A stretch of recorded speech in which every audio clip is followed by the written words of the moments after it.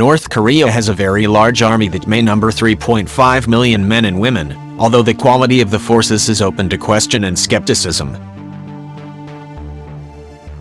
The much-maligned A-10 Thunderbolt ground attack airplane could prove to be a savior if fighting breaks out with North Korea. However, the U.S. Air Force wants to get rid of the plane, and is not asking for funds to fix the wings on some 100 A-10s, which therefore may end up in the scrap yard.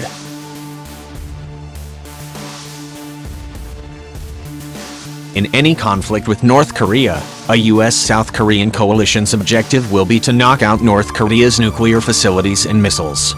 This will surely involve strategic bombers and maybe even stealth aircraft. But one immediate consequence will be that North Korea will attack South Korea, probably aiming first at neutralizing us and Korean forces by destroying bases, airfields, depots and equipment.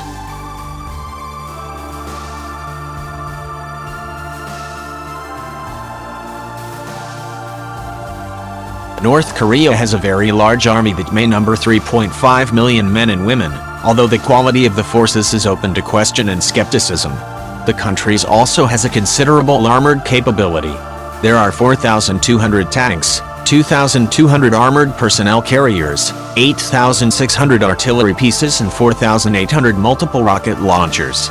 While most of these are of old designs, if North Korea is able to move them in position, cross the DMZ and mount an attack on the South, its army could quickly defeat the South.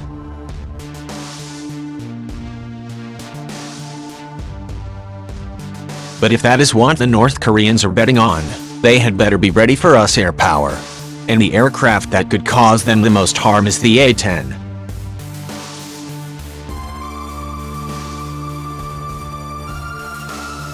The A-10 was originally designed and deployed to support NATO forces against a land attack coming from the Soviet Union. It was purposely built to be able to knock out tanks, APCs and other mobile hardware.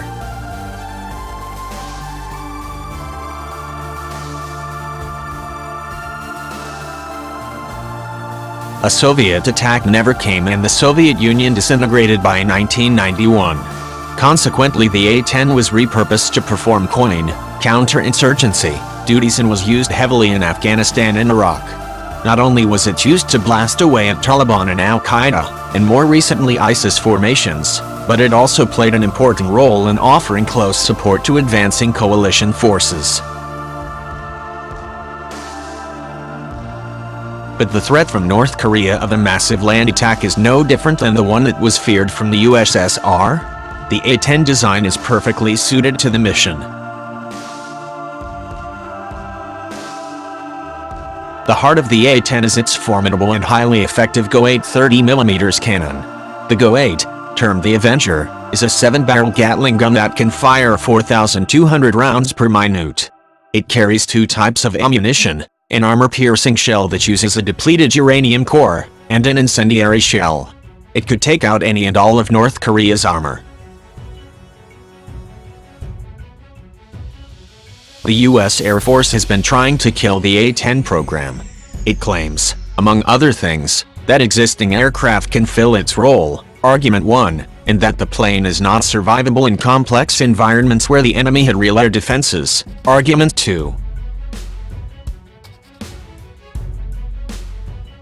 Of course, when the A-10 was built and first deployed, the adversary had air defenses in depth. These were shown off by Egypt and Syria in the 1973 Yom Kippur War, where fighting, especially in the Sinai, was a clash of large armies and where air power was crucial to Israel's ability to blunt the Egyptian attack and turn the war around.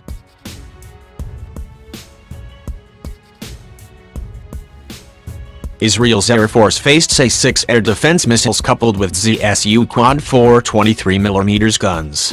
Both were mobile and could move with the Egyptian armored force. In seeking to knock them out, Israel used A-4S and had a tough time, losing many aircraft, mostly to the ZSU guns. Most of the time the losses happened when the A-4S were pulling away from an attack and got shot up when they were most vulnerable.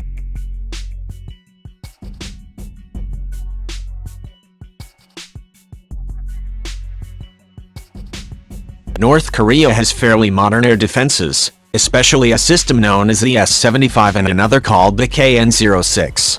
The S-75 is more or less the same things as the Russians say too. The KN-06 is thought to be an early version of the Russian S-300, but manufactured locally.